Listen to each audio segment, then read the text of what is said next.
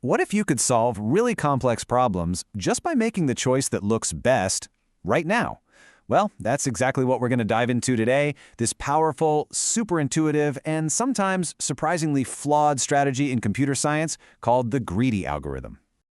So just imagine you're a bank robber for a second. You don't have some big, complicated master plan. Nope, you just run in and grab the biggest pile of cash you see at every single turn. And that, right there, is the heart of a greedy algorithm. It makes the choice that looks best in that exact moment, without worrying one bit about the big picture. Okay, so what does that actually mean in more, formal terms?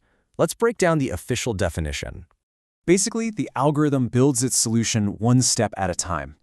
And at every step, it always picks the option with the most immediate payoff.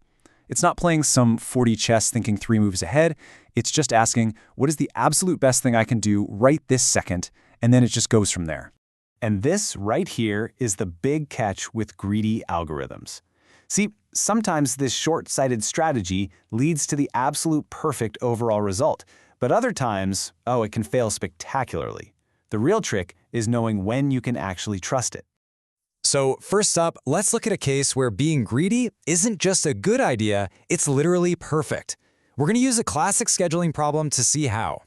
Imagine you're the manager of a music studio.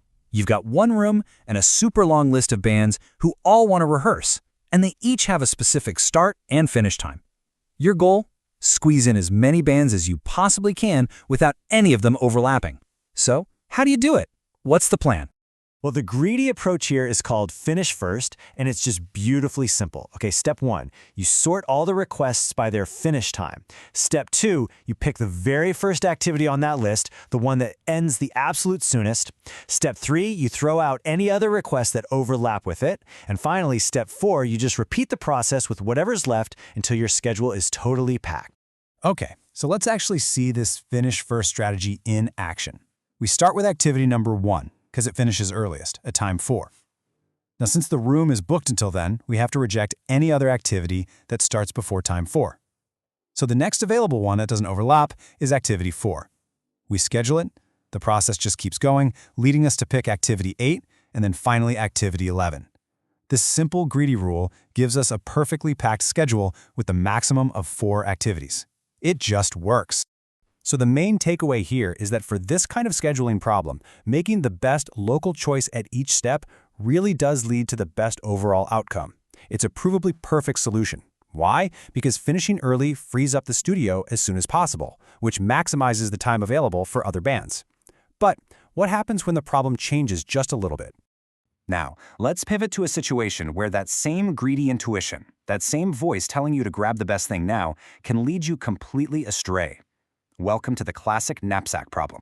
Now, there are 2 main flavors of this problem. First, you've got the fractional knapsack, where you can take pieces of items. Think of it like scooping up gold dust. A greedy strategy works perfectly there, but we're looking at the trickier one, the 0-1 knapsack. This one forces an all-or-nothing choice. You either take the entire gold bar or you leave it behind. No in-betweens.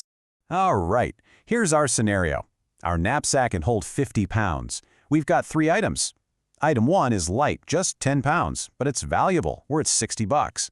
Item 2 is 20 pounds for $100. And item 3 is a hefty 30 pounds for $120. Now the greedy choice, your gut reaction, probably seems obvious. Pick the items with the highest value per pound, right? So what would a greedy thief do? The most intuitive move is to grab the items with the best bang for your buck, the highest value per pound. Let's see how that actually plays out. And that's exactly what the greedy strategy tells us to do. It snags item 1, then item 2, since they have the best value per pound ratio. Their combined weight is 30 pounds, which means item 3 won't fit. So the total haul is $160. Seems pretty good, but is it the best we could have done? But what if I told you we left a whole lot of money on the table? By focusing only on the immediate best choice, that value per pound, we completely missed a much more profitable combination. And here it is, the big twist. The truly optimal solution is to skip the item with the best value per pound. Who would have thought? Instead, by taking item 2 and item 3, we perfectly fill our 50-pound knapsack for a grand total of $220. The greedy choice was suboptimal because a locally great choice ended up blocking a globally better one. So we've seen a greedy algorithm succeed, and we've seen one fail. But let's end with a real-world example where a greedy approach isn't just useful, it's a superstar, the foundation of technology we all use every single day. You know, every time you zip a file or send a compressed photo or stream a video, you are very likely benefiting from an algorithm called Huffman coding. It's a greedy algorithm that achieves incredible data compression, often saving anywhere from 20 to 90% of the original file size. That's a huge deal. The core idea here is just simple and brilliant.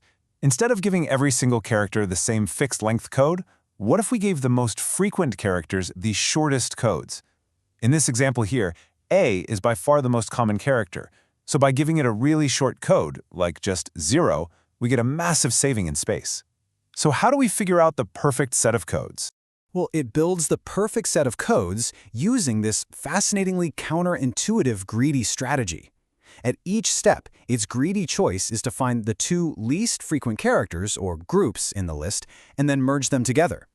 By repeatedly combining the 2 rarest items, it guarantees they get pushed deepest into the coding tree, which gives them the longest codes, and that leaves the shortest codes for the most common characters. The result of this whole process is this elegant structure called a Huffman tree.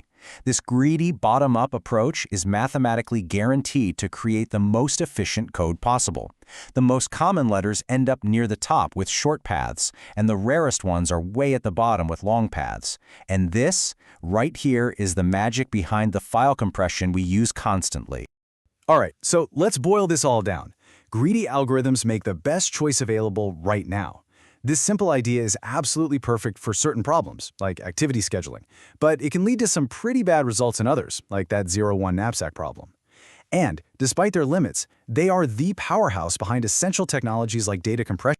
And that leaves us with a final question that goes way beyond just code. The whole greedy approach is about prioritizing the best right now choice. So, a question for you.